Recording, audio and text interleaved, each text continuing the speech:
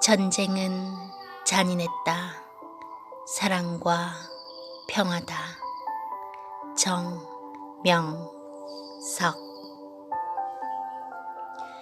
제19화 육신 생명을 살려준 은혜는 육신을 통해 갚아야 된다.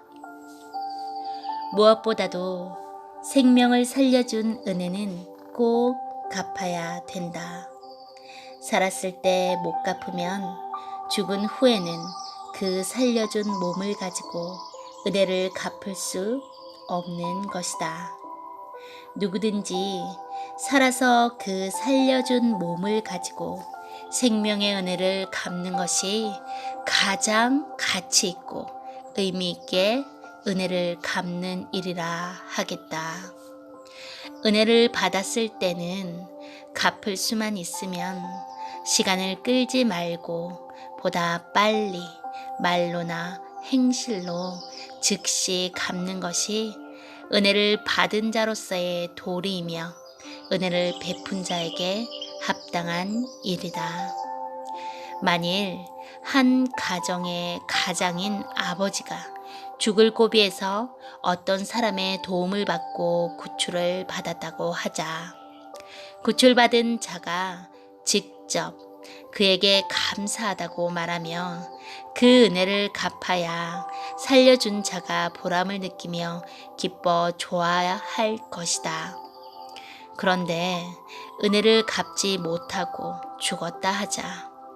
후에 그 아들이 그 일을 알게 되어 아버지 대신 감사하다고 말하며 그 은혜를 갚는다면 아마도 그 사람은 아니 내가 너를 죽을 고비에서 살려줬냐? 그럴 필요가 없다 라고 할 것이다. 우리 인생도 마찬가지다. 살려준 몸을 가지고 사람에게든 하나님께든 본인 자신이 기뻐하고 감사하며 그 은혜를 갚기 위해 사랑하며 살아야 살려준 그가 더 큰 영광을 받게 되고 보람을 느끼게 되는 것이다.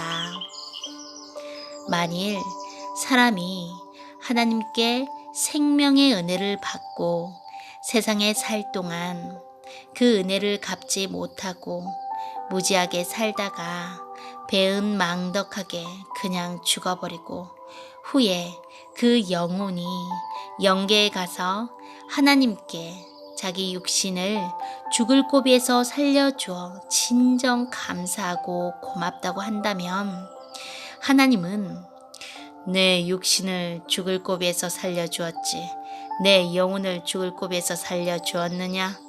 왜 네가 감사하느냐? 라고 말씀하실 것이다. 그러므로 육신이 은혜를 입었으면 육신이 감사하며 죽기 전에 그 은혜를 갚아야 하는 것이다. 하늘로나 땅으로나 은혜 받은 것을 감사하지 않으면 더 좋은 구원을 못 받는 것이다. 사람이 생명을 살려준 은혜를 갚는 일은 여러 가지가 있다. 나는 이 은혜를 갚기 위해서 하나님을 말로 전해오다가 이제는 글로 쓰게 되었다.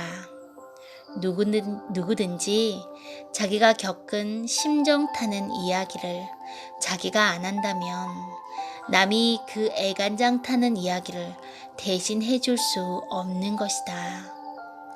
내가 직접 이 이야기를 글로 쓰거나 말로 하지 않으면 아무도 그 순간의 감격한 심정을 제대로 표현할 수 없기 때문에 그 생생한 이야기를 내가 직접 쓰게 된 것이다. 이는 내 자랑을 하려는 게 아니라 내 생명을 살려준 존재자를 자랑하려는 것이다. 죽음 1초 전에 살기를 애간장 타게 원하여 그가 살려주었으니 그 애간장 타던 마음을 잊지 않고 평생 감격하며 그를 전하는 것은 도리이며 당연한 일이다. 사람이 꼭 죽을 고비에서 살아났다면 살려준 그를 위해 못할 일도 없을 것이다. 그러나 사람들은 죽을 고비에서 생명의 구출을 받았어도 그 은혜를 잊고 산다. 한국 속담에 화장실 갈 때 마음 다르고 나올 때 마음 다르다라는 말이 있는데, 하늘 앞에 인간들이 이러하다고 아니할 수 없다. 전능자는 모든 것을 은밀히 행하신다. 사람들은 죽을 고비에서나 어려운 극적인 세계에서 도움을 받으면 흔히 친구가 도왔다, 막연히 신이 도왔다, 조상이 도왔다, 혹은 우연이다, 혹은 내가 운이 좋아 살았다 라고들 한다. 그렇다고 그 운세로 혹은 친구나 조상의 도움으로 더 오랫동안 살고 가지 왜 수환전에 죽는단 말인가? 이에 맞지 않는 말들이다.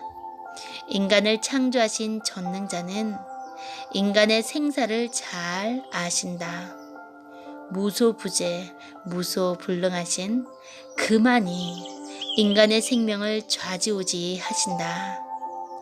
동물로 태어나지 않고 만물의 최고 영장인 인간으로 태어났으니 창조주의 뜻을 깨닫고 살아야 인생을 가치 있게 만물보다 뛰어나게 살 수 있는 것이다.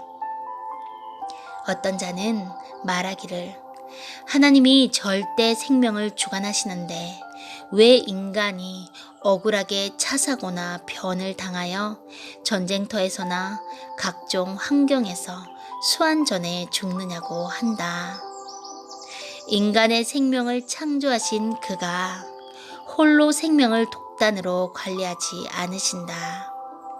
부모가 자식을 낳았지만 생명 관리는 거의 본인이 하듯 하나님도 인간을 창조해 놓고 그 생명을 관리하는 데 있어서 인간에게 해당되는 부분은 본인이 하게 하고 하나님은 하나님께 해당되는 부분만 관리하신다. 고로 생명은 창조주 책임과 함께 인간 본연의 책임에 달려있는 것이다. 수환전에 억울하게 죽는 일들은 흔히 자신에게 해당되는 책임을 마음과 뜻과 목숨을 다해 하지 못했기에 일어나는 불행들이다. 그리고 옆 사람의 무지로 인해서 억울하게 죽는 일도 있고, 연대죄로 인해서 그 대가로 오는 죽음이 있고, 나머지는 하나님의 심판이나 자기 죄의 대가이며 인간의 무지나 창조주의 뜻에 의해 의인이 수환전에 죽는 죽음도 있는 것이다. 이러한 것을 깨닫지 못한 인생들은 억울한 죽음을 당하거나 수환전에 여러 가지 사고나 병으로 인하여 죽음이 닥치면 믿음을 가진 자들이든 믿지 않는 자들이든 흔히 하늘을 원망하며 야속하게 생각을 한다. 알고 보면 인간은 거의 몰라서 죽는다. 미리 안다면 죽을 자도 죽지 않을 것이다. 인간의 생사 화복을 주관하시는 전능자는 인간의 행위에 따라 죽음을 주관하신다. 생명을 살려주는 자는 오직 생명을 창조한 자임을 아는 것도 생명을 살리는 데 있어서 첨단 지식이 된다. 이렇게 깨닫고 하나님을 알고 대할 때 누구든지 그 생명을 더 보호해 주실 것이다. 이는 세계 어느 민족, 어떠한 사람에게도 해당되지 않는 사람이 없다 하겠다. 다시 말해서 세상 그 어떤 사람도 죽을 고비나 극적인 어려움을 당해보지 않은 사람은 없다. 본인 책임과 함께 오직 생명을 주관하시는 자가 돕고 살려주심을 깨달아야 되겠다. 나의 이야기를 듣고 다른 자들은 자신들도 모두 그러함을 깨닫고 나와 같이 기뻐하며 살게 되었다. 이같이 하늘의 은혜를 숨기지 않고 증거하며 그 은혜를 갚으니 하나님은 나에게 큰 능력과 사명을 주시어 세계적인 기적을 일으키게 하셨다. 은혜를 갚지도 않으면서 자꾸 무엇을 달라고 하면 사람이든 신이든 마음이 감동되지 않아 주지 않는 법이다. 누구든지 하나님으로부터 죽음을 면한 큰 은혜를 받고서도 이에 해당되는 만큼 하나님께 영광을 돌리며 사람들을 위해 살지 못하면 그 생명이 제대로 존재하지 못하고 소멸되기까지 한다. 살려준 자를 위해 목숨 걸고 그 은혜를 갚는 삶을 살아야 된다. 이상으로 내 경험을 통해 오직 인간의 생명을 주관하시는 분은 하나님인 것을 알고 말하였다. 아멘.